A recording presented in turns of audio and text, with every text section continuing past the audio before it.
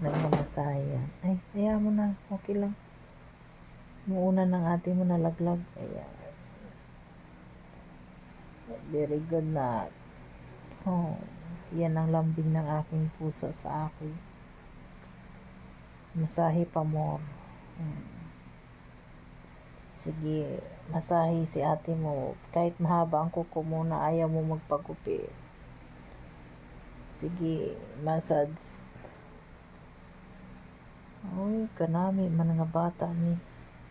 Kanami lang ang pusa ko, no? May pusa timo nga mo ni kabuot, oh. Ano to nga? No? Grabe ang energy niya. No? Yan ang love niya sa ate kanya. Sister mo ka? Wow! You awesome katmak. Oh. Biyaya ka ng Panginoon sa akin, anak.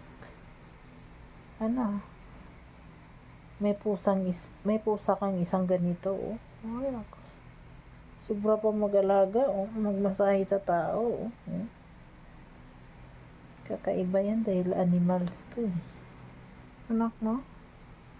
May puso na mahal mo ako talaga, nak. Wow, mahal niya si ate niya, oh.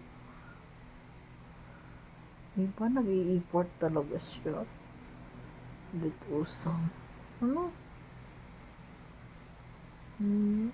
Sushi, yung pangalan ng sushi ko.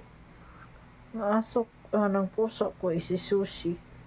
Mahaba na yan, nak. Okay na, tama na yan. Laro ka na doon. Butas-butas na rin yung damit ko na yan. Oh, grabe ka, masahe siya. Dito lang sa balcon ko ba? Kay malaman yan. Mas masakit yung likod, eh. Finish na naka.